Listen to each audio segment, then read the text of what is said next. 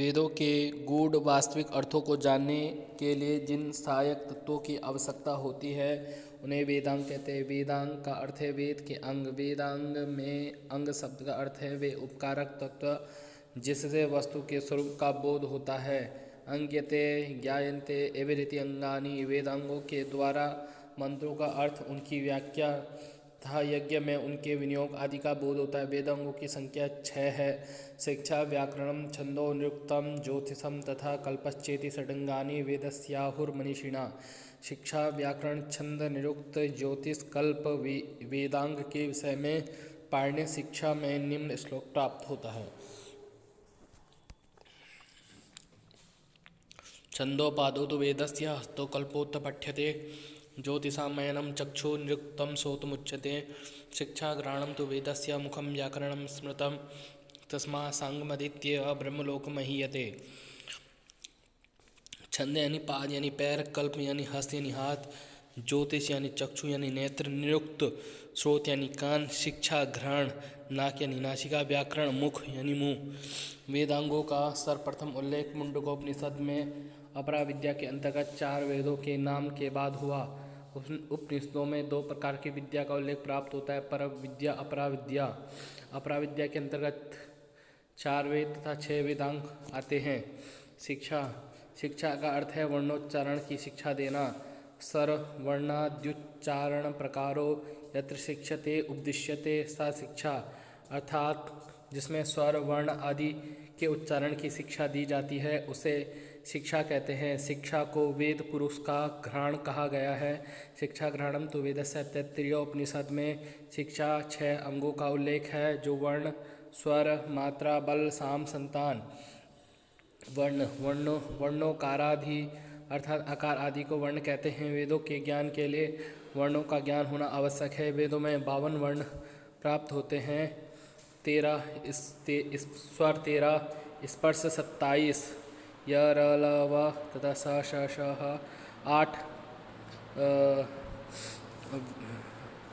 8 विसर्ग, अनुस्वार, जीवामूलिया, उपपद्मानिया, एक वर्ण होते हैं। पाणिनीय शिक्षा में संस्कृत में वर्णों की संख्या 63 है। समृद्ध और विवृत आ को अलग अलग मानने पर 64 वर्ण हो जाते हैं। स्वर की संख्या 3 है। उदात्त, अनुदात्त, स्वरित। स्वर का अभिप्राय स्वराघात है।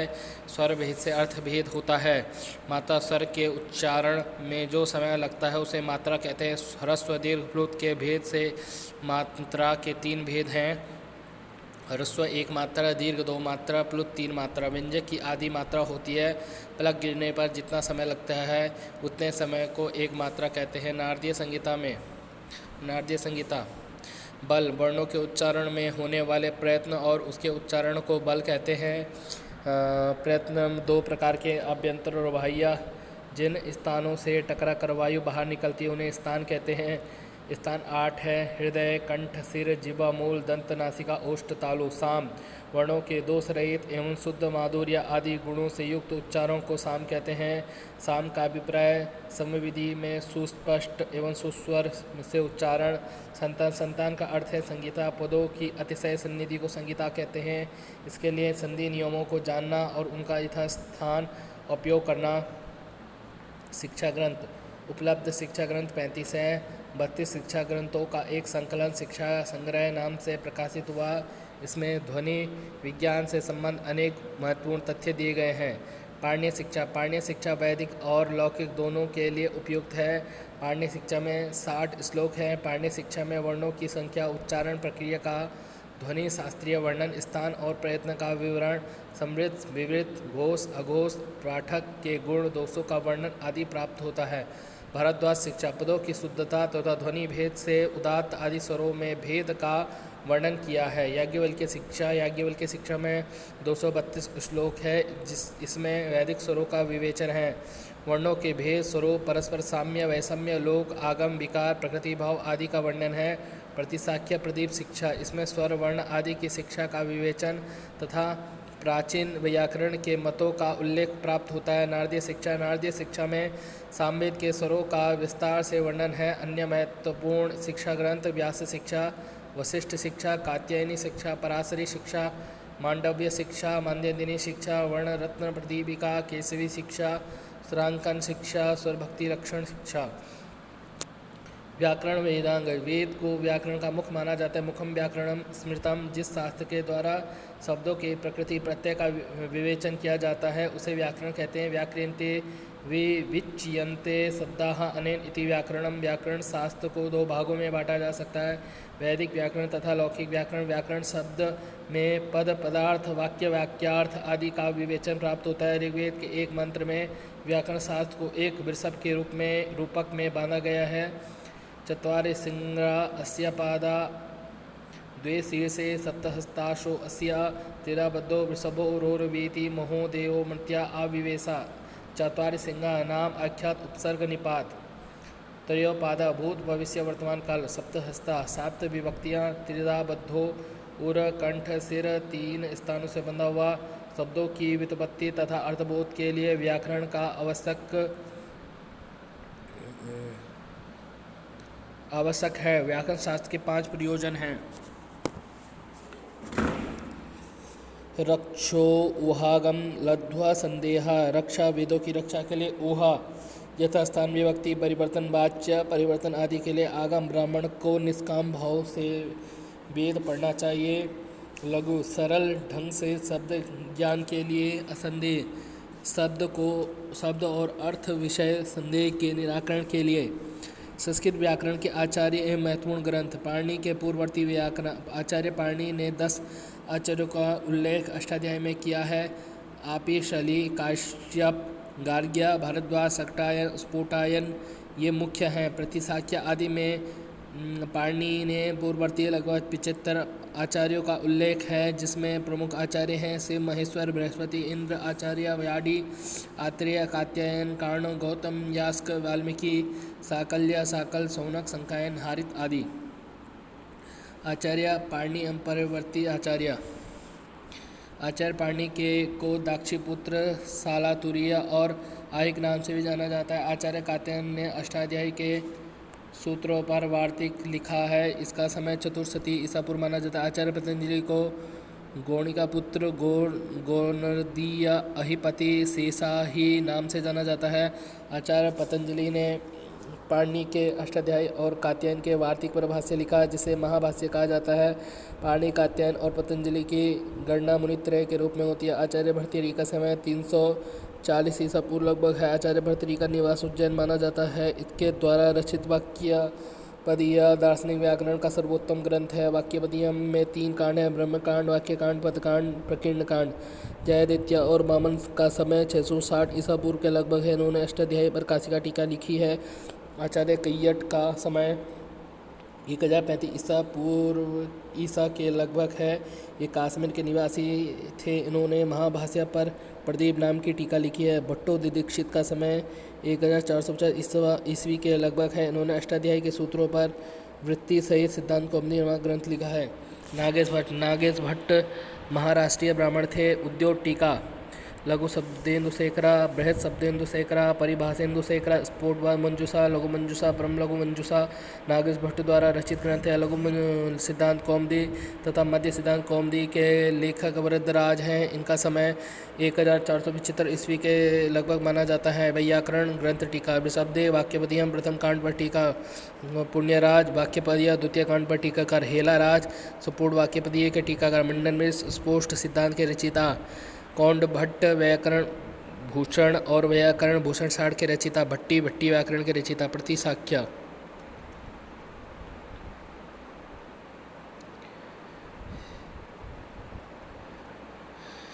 प्रतिशाख्य शब्द का अर्थ है प्रत्येक शाखा से संबंध, व्याकरण आदि का बोध कराने वाला ग्रंथ। प्रतिशाख्य ग्रंथों का शिक्षा, व्याकरण और छंद तीनों में साक्षात संबंध है। वेदों के यथार्थ ज्ञान के लिए वर्णोच्चारण, विधि, संधि, नियम, शब्द रूप, धातु रूप, उदात्त आदि, स्वर आदि छंदों का ज्ञान आवश्यक है। इस आवश्यकता की पूर्ति के लिए प्रतिशाख्य ग्रंथों की रचना हुई है। ऋक् प्रतिशाख्य का परिचय। ऋक् प्रतिशाख्य का संबंध ऋग्वेद के शाखा से है। ऋक् प्रतिशाख्य में पार्षद या पारिषद सूत्र भी कहा जाता है। ऋक् प्रतिशाख्य के रचयिता आचार्य शौनक हैं। ऋक् प्रतिशाख्य में प्रतिपादित विषय परिभाषित शब्दों के लक्षण, विभिन्न संधियों का विवेचन, क्रमपाठ का विवरण, पद विभाग और व्यंजनों के स्वरूप का विवेचन। ऋग प्रतिशाख्य के दो भाष्य प्राप्त होते हैं। उव्वट भाष्य, जिसका समय 11वीं शती ईसी भाष्य है। नोट: इसके अतिरिक्त उव्वट ने शुक्ल यजुर्वेद का भी भाष्य किया। विष्णुमित्र कृत वृत्ति। शुक्ल यजु प्रतिशाख्य या वात्सनीय प्रतिशाख्य।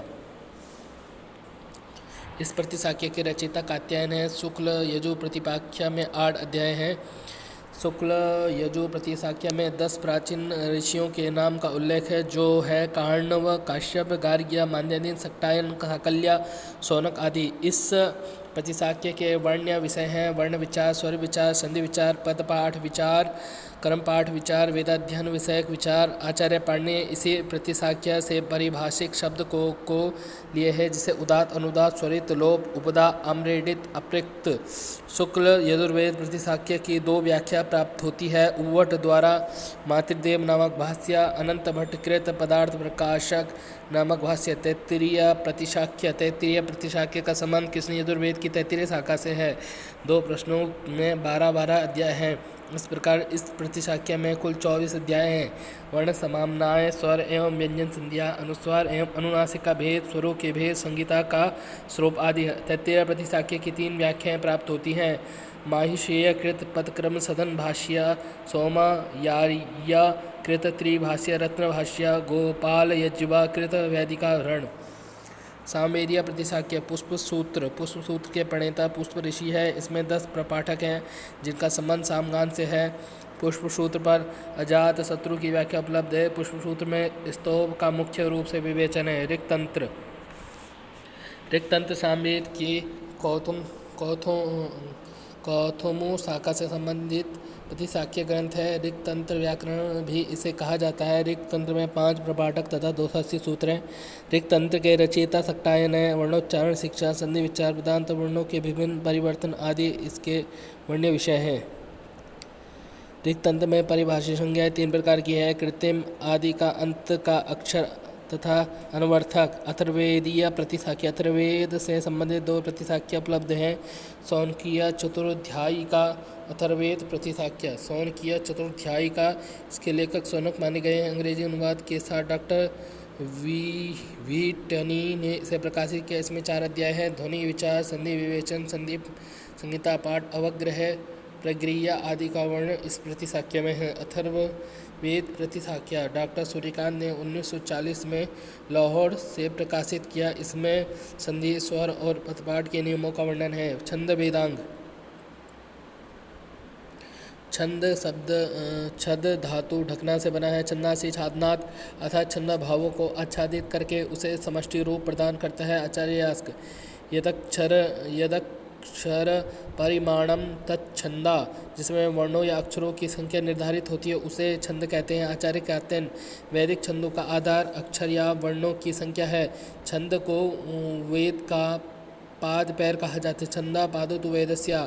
8 अध्याय में विभक्त छंद सूत्र के रचयिता आचार्य पिंगल है। वैदिक छंद वित्तात्मक तथा उसमें मात्रिक छंदों का अभाव है। निदान सूत्र में छंदों के नाम और लक्षण दिए गए हैं। पिंगल के छंद सूत्र के पूर्व भाग में वैदिक छंदों का तथा उत्तर भाग में अलौकिक छंदों का विवेचन प्राप्त होता है। वैदिक छंदों को अक्षर शब्द भी कहा जाता है। वैदिक छंद 2 प्रकार के होते हैं: अक्षर गणनानुसारी तथा पादाक्षर गणनानुसारी। जिसमें अक्षरों की गणना हो उसे अक्षर गणनानुसारी तथा जिसमें पदों की गणना हो उसे पादाक्षर गणनानुसारी छंद कहते हैं। वैदिक छंदों की कुल संख्या 26 है। ऋग्वेद में प्रयुक्त छंदों की संख्या 20 है। वेदों में मुख्य रूप से 7 छंदों का प्रयोग होता है: गायत्री, उष्णिक, अनुष्टुप, बृहति, पंक्ति, त्रिष्टुप, जगति। हलायुत ने छंद सूत्र पर मृत संजीवनी टीका लिखी। ऋग्वेद में अधिकांश 20 अक्षरों वाले छंदों को लेकर 48 अक्षरों वाले छंद प्रयुक्त हैं। छंद विषयक नियम: पद के अंत के साथ शब्द का अंत होता है।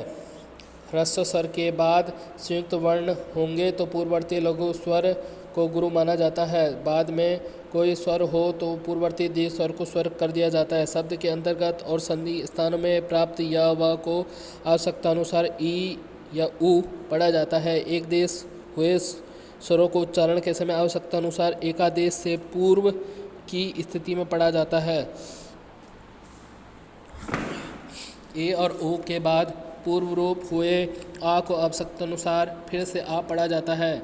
गायत्री 24 अक्षर 3 पाद, उष्णिक 28 अक्षर 3 पाद, अनुष्टुप 32 अक्षर 4 पाद, बृहत्ति 36 अक्षर, पंक्ति 40 अक्षर, त्रिष्टुप 44 अक्षर, जगति 48 अक्षर, अति जगति 52 अक्षर, अति सत्परी 60 अक्षर, अष्टी 64 अक्षर।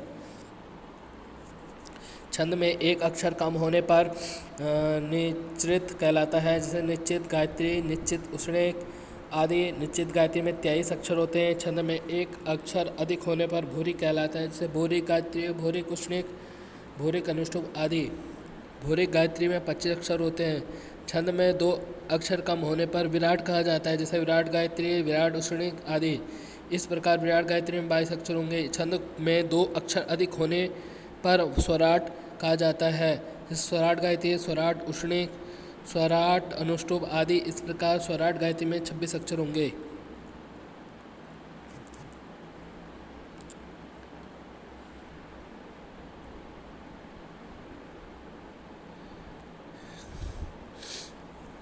निरुक्त वेदांग निरुक्त आचार्य व्यास की कृति है, जिसमें 12 अध्याय है तथा 2 अध्याय परिशिष्ट के रूप में, परिशिष्ट सहित 14 अध्याय हैं।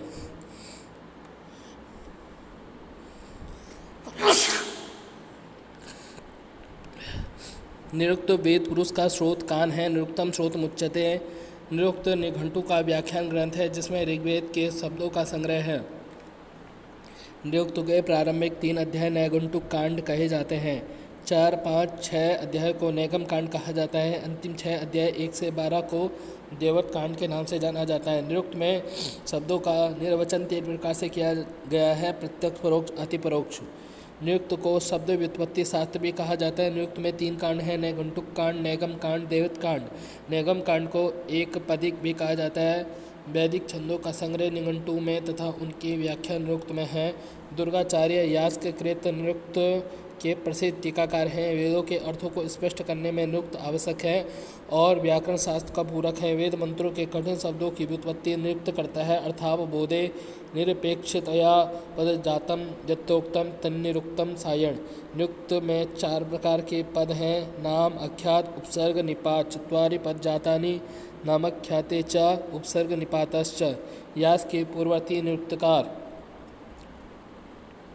आग्रायण, औपमन्य, ओर्णवाप, गार्ग्या, गालव, वर्ष्यायणी, शाकपूर्णी आदि। निरुक्त के टीकाकार। निरुक्त की 3 टीकाएँ प्राप्त होती है, जो है दुर्गाचार्य कृत ऋज्वर्थ वृत्ति टीका, स्कंद महेश्वर कृत टीका जो लाहौर से प्रकाशित हुई, वरुचि कृत निरुक्त निचय टीका। निरुक्त के 5 प्रतिपाद्य विषय हैं, वर्णागम, वर्ण विपर्य, वर्ण विकार, वर्ण नाश, धातु का अनेक अर्थों में प्रयोग। वर्णागमो वर्ण विपर्ययस्य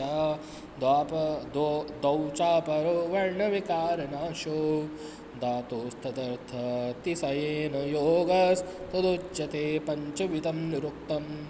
निरुक्त में प्रतिपादित से प्रतिपादित निघंटो, नाम, आख्यात आदि पद, विभाग, शब्द नित्यता का विवेचन, मंत्रों की सार्थकता का प्रतिपादन, अर्थ ज्ञान का महत्व, निर्वचन, वर्ण परिवर्तन आदि से संबंध, भाषा शास्त्रीय विवेचन। अध्याय 2 से 3 वेदों के निघंटु में पढ़े गए कठिन शब्दों की उदाहरण सहित व्याख्या, देवतावाची शब्दों की विस्तृत व्याख्या, देवलोक, अंतरिक्ष, पृथ्वी, स्थानीय देवों का निरूपण, निर्वचन, प्रक्रिया, सृष्टि, उत्पत्ति आदि अनेक विषयों का विवेचन। अध्याय 4 से 6, 7 से 12, अध्याय 13 से 14।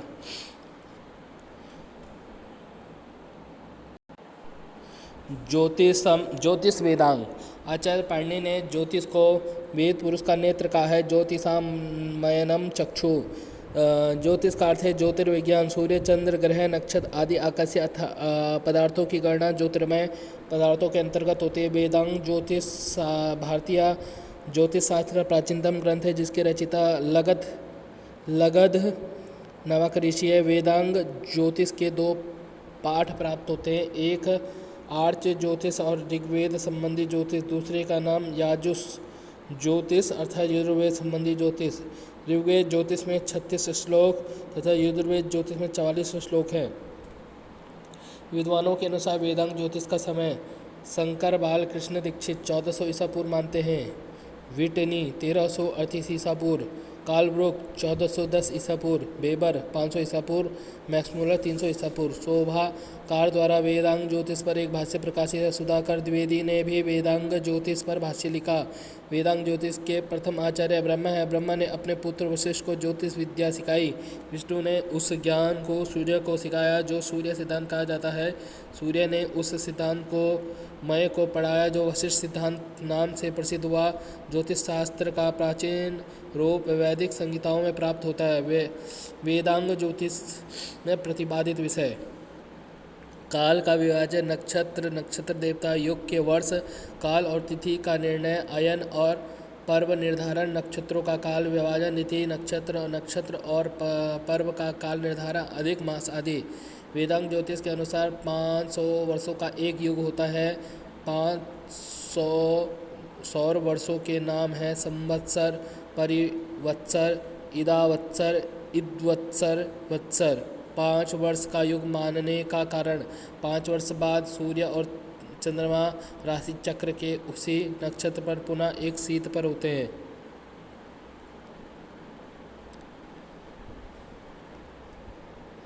अथर्ववेद के अनुसार 7 और मंडल हैं। ऋग्वेद में सूर्य अनेक हैं और 7 दिशाएं हैं, ऐसा वर्णन प्राप्त होता है। अथर्ववेद के अनुसार सूर्य की 7 किरणें हैं, इन्हीं के कारण वर्षा आदि होती है। सूर्य अपनी किरणों से पृथ्वी को रोके हैं, ऐसा वर्णन ऋग्वेद और यजुर्वेद से प्राप्त होता है। ऐत्रेय ब्राह्मण और गौपद ब्राह्मण के अनुसार न कभी सूर्य का उदय होता है और न कभी अस्त। एक अहोरात्र दिन रात में 30 मुहूर्त होते हैं। मंत्र में मुहूर्त के लिए धाम शब्द का प्रयोग किया है। विषुवत रेखा का उल्लेख ऋग्वेद और अथर्ववेद में प्राप्त होता है। वेदांग ज्योतिष के अनुसार सूर्य और चंद्रमा दोनों सर्वविष्टा नक्षत्र आदि में उत्तर की ओर गति करते हैं। सूर्योदय में से लेकर अगले दिन सूर्योदय तक 24 घंटे के समय को सावन दिन कहते हैं। सावन शब्द सवन यज्ञ से बना है। सावन वर्ष में केवल 360 दिन होते हैं। सूर्य और चंद्र की युति अमावस्या है।